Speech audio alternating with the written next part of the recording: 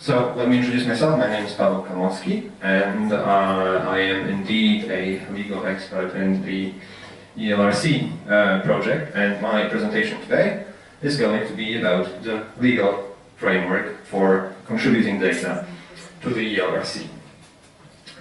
A quick overview of what I'm about to tell you. So we will start with a very quick summary of the main principles of the PSI directive and its Romanian transposition. Then we will have a closer look into other elements of the legal framework that affect the sharing of language data on the ELRC. We will talk about clearing, IPR clearance of the documents that you want to share. I'll give you some tips on how to make sure that you have the right to share the resources with ELRC. And finally, I'll give you some success stories, because this is what we all like the most. The first thing that I want to tell you about today is the European directive on the reuse of public sector information.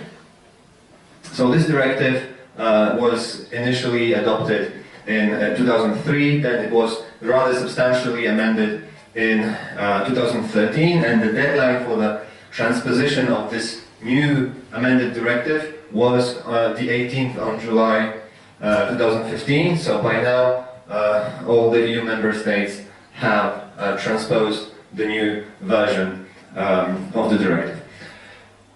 This directive provides a harmonized framework for the reuse of public sector information, that is, information held by public bodies. It covers written texts, but also all sorts of other material, databases, audiovisual data, audiovisual material. So it can cover all sorts of language data that may be relevant for the ELRC project. However, it does not apply to some sectors of activity, which include educational and research establishments, public broadcasters, and there are also other more specific exclusions. The exact scope is quite complex, but if you are in doubt, if you are covered by the directive, if your establishment for that you work for is covered by the PSI rules, just talk to me during the coffee break and we'll try to sort this out.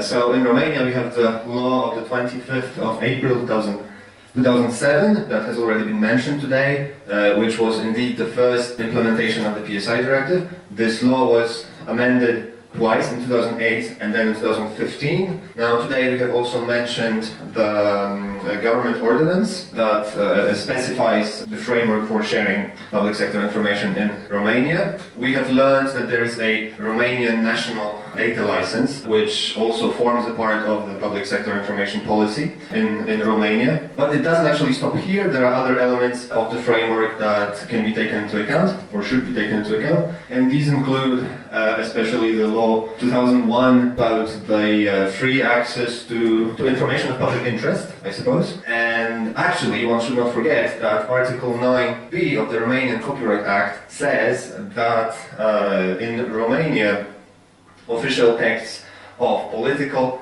judicial, administrative, or legislative nature, as well as their official translations, are not protected by copyright.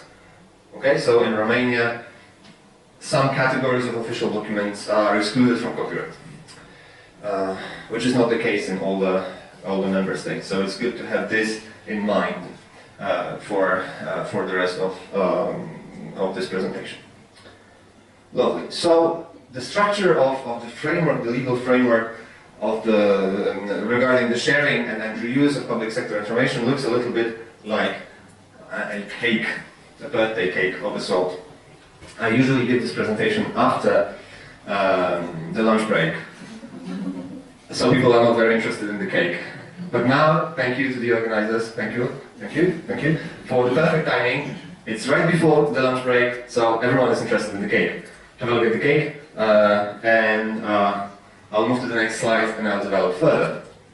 So imagine that all the documents that your body, your establishment, the institution that you work for, holds in its collection are represented as this sort of cake or camembert, as we call it in France. And I'm not joking, this is the serious and official name of this sort of diagrams. They're called the camembert, and like the cheese that is cut in this same pattern in France. So what you have to carve out of this cake, confidential information, documents that are covered by copyright, by third-party copyright, that is copyright that belongs to someone else and not to the institution that you work for, with third party. And thirdly, documents containing personal data. So once you get rid of all those parts that you cannot share, then the rest is free for everyone to have. Okay? Let me develop on this. So, releasing data under public sector information rules is actually quite simple. All you have to do is follow these 4 steps. And so the first step consists of eliminating confidential information. Now, the rule of thumb is that if your institution is handling confidential information, you know it. Confidentiality, what is meant here by confidentiality are documents that are excluded from public access for considerations such as state defense, medical secrecy. So if your institution is handling confidential information, then you know it. So you really shouldn't bother too much with this, and you have been thoroughly informed that this kind of information cannot be shared. So you get rid of this part first. Then, when it comes to personal data, you either get rid of personal data, and by getting rid of personal data, I mean anonymization. That is, you transform the document in such a way that it no longer contains information relating to identified or identifiable physical persons, natural persons, or if for a reason this is simpler or more doable for you, then you can try to search for a legal basis to share non-anonymized personal data. What I mean by that is you either seek for consent of the persons that are concerned by the data, or you search for what is called a legitimate interest reason. If you want to share personal data, then it definitely requires some preparation and some thinking before you actually share the data.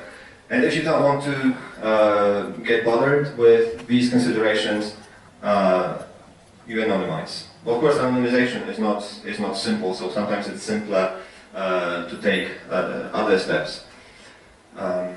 So this was about personal data, and then the third step is about copyright. So you have to ensure that the documents that you want to share are not covered by third-party copyright. That is, either they are in the public domain, because they are excluded from copyright under Article 9 of Romanian copyright law, that is, they are official documents, or official translations of official documents, or you have obtained, that is, your institution obtained all the necessary rights, licenses and permissions to share the documents.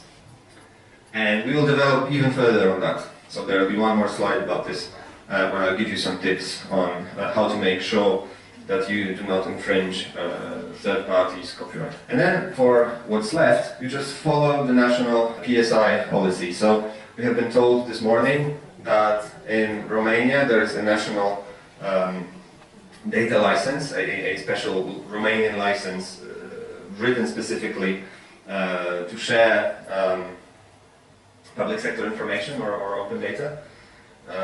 So I imagine a good practice in Romania would be to use this license. From my point of view, it's always a good practice to use Creative Commons Attribution 4.0, especially if you want to share the data in an international context, like the ELRC. Make sure that you think of this licensing part and that the license that you choose actually complies with the national policy in your country. Alright, so another part of the story that I want to tell you today is about this dual role that you often play, because on one hand you provide resources, you provide documents to the public, and on the other hand you also use resources in your everyday activities. So you are at the same time the provider and the user of the resources, and these two roles related to completely different modes of thinking and operating that are on this slide designated as rights out or rights in, or rather rights from and rights to. Now let me develop further on this metaphor. As a resource provider, you are giving rights and permissions to others. In order to be able to do that lawfully, what you need to take into account is, of course, the PSI regulation that we have already discussed. There's also the GDPR, the famous GDPR, the General Data Protection Regulation, about personal data, that I have tried to summarize briefly on the previous slide.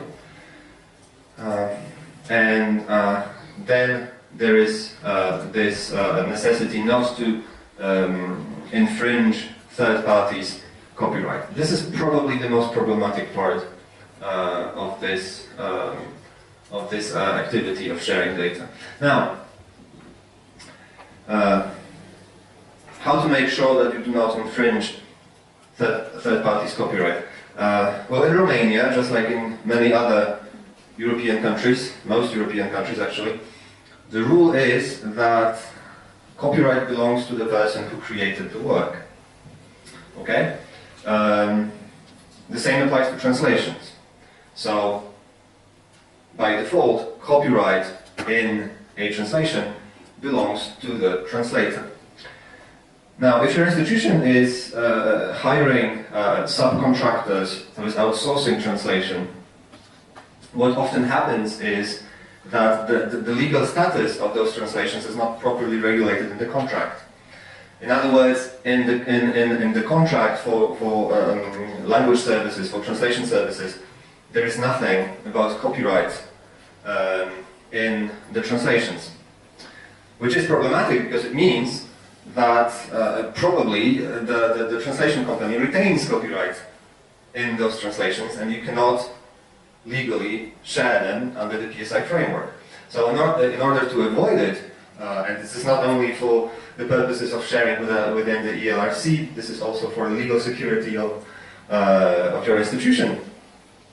You should make sure that your institution does receive the rights, the necessary rights, to reuse the translations, to share them with third parties, and ideally this should concern not only the translations but also the translation memories. Now the format of both the translated documents and the translation memories can also be specified in the contract, which I think is a good practice, is a good thing to add to the contract. And terminologies, if they are used in the process, they can also be concerned by this provision. So this is, if I had one takeaway message for you from this presentation, it would be on this slide. Make sure that you keep this in mind while subcontracting, hiring external providers for your language services. Because if, as I mentioned before, if the documents are covered by third parties' copyright, if the copyright actually belongs to the translation company or freelance translator, then they cannot lawfully be shared as public sector information. Now, as a resource user, you accept rights from third persons, from the right holders. Now, so if you're looking for some language data that you want to use in your daily activities of your institution, a good practice would be to check the ELRC repository, because perhaps the dataset that you need is already there. In which case, of course, you can reuse it for the benefit of all. You can also have a look at other repositories, such as Metashare, that may host such datasets. What you should avoid at any cost is just random web scraping or web crawling.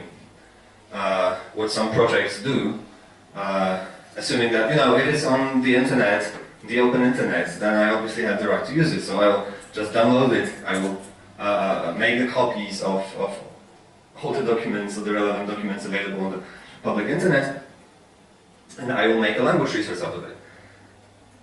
Now, this is not a good practice. This can get you into trouble. Why is it so? Because just the mere fact that the document is available on the internet says nothing about its copyright status.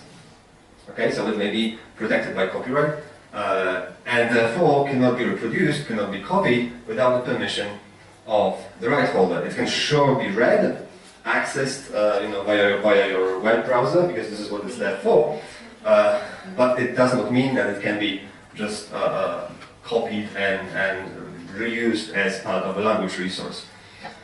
So if you want to crawl the document, make sure that you take care of their IPR status, their intellectual property rights status. If you need help with this, the ELRC help desk is there for you. And now it's time for success stories. Here you are, a beautiful resource that is available in the ELRC repository, the Greek anti-corruption legislation. 173,000 words, quite substantial, isn't it? Available under the CC BY license, which means that anyone can reuse it for any purpose, subject only to the requirement of attribution, that is to mention the ministry, to give credit to the ministry that produced the resource, the Greek Ministry of Justice. Another resource that is there for everyone to use and reuse, up for grabs, as they say, is the translation memories from the Ministry of Foreign Affairs of Norway. 733,000 translation units, which is a number so big that I have a hard time pronouncing it, actually. Also available by under the CC BY license, so a very liberal license, making it very simple for everyone to reuse. And finally, a terminology, a health multilingual terminologies, 16,000 terms approximately in 1, 2, 3, 4, 5 languages. And this resource is available under the CC BY ND license, which means that it cannot be modified, which is kind of understandable for a terminology. But still, it can be freely reused by anyone for any purpose. Okay, and if you have any questions, as I mentioned, the ELRC legal help desk is there for you. You can call us, you can write us an email, and we will handle your request as soon as possible. Normally, we do it within 24 hours for simple questions and 72 hours for complicated ones. And we can also talk during the break. You don't even have to send an email. I'll be there until the end of the workshop, and even after the workshop, because I'll be coming back tomorrow. And that's all from me. Thank you very much for your attention.